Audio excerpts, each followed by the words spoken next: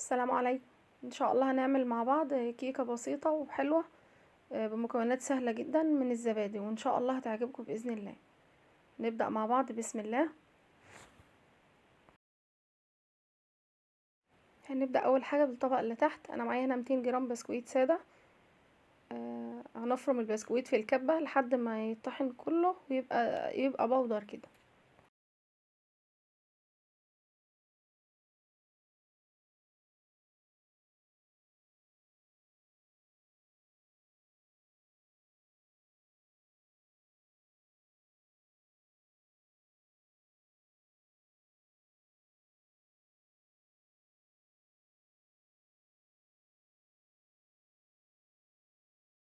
كده البسكويت جاهز معانا.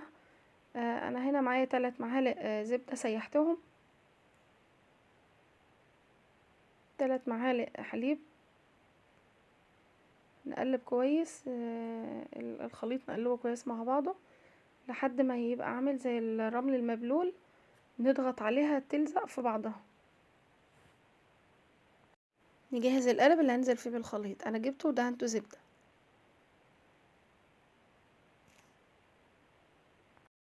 اللهم صل وسلم وبارك على سيدنا محمد. اذكروا الله.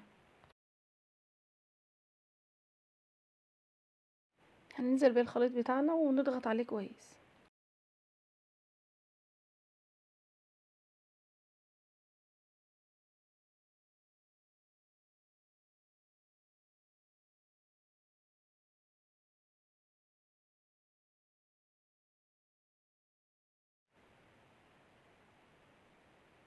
هنا استخدمت كوباية عشان يساوي الخليط كله، واضغط عليه جامد يعني. يلا نعمل الطبقة التانية. عندي هنا كوبايتين حليب بودر، كوبايتين زبادي. طبعا الحليب البودر مع الزبادي بيبقوا بنسب متساوية الاتنين.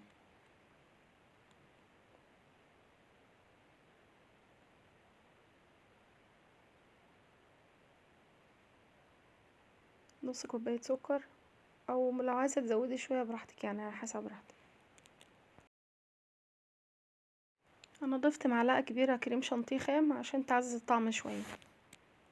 في الكبة نضربهم في الكبة ونخلطهم كويس مع بعض. وده القوام اللي احنا محتاجينه.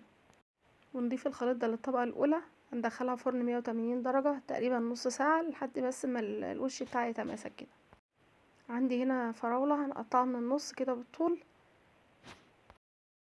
فضلا ما تنسوش لايك واشتراك في القناة وتفعيل زر الجرس ليصلكم كل جديد.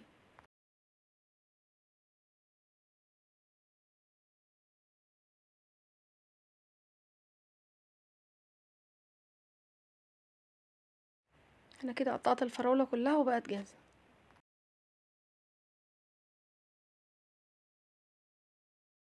هنرص الفراولة على الكيكة من الجوانب جنب بعضها كلها.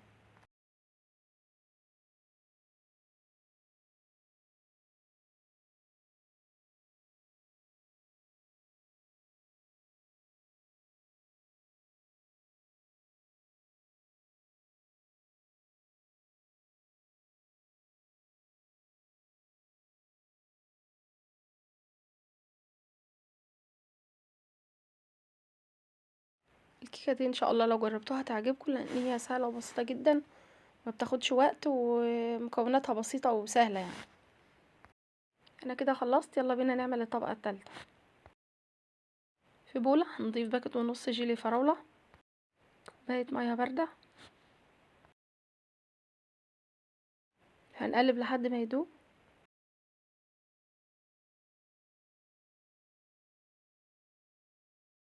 وعليه كوباية مية سخنة. هنقلب شوية لحد ما نتأكد ان هو داب مع بعض. هنضيف خليط الجيلي على الكيكة.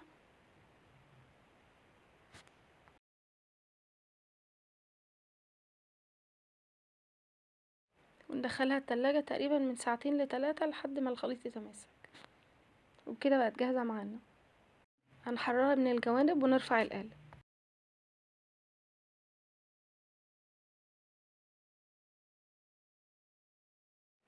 ما شاء الله جميلة. هنقطعها كده وبألف هنا وعافية يا رب. انتظروني الفيديو الجاي بإذن الله. مع السلامة.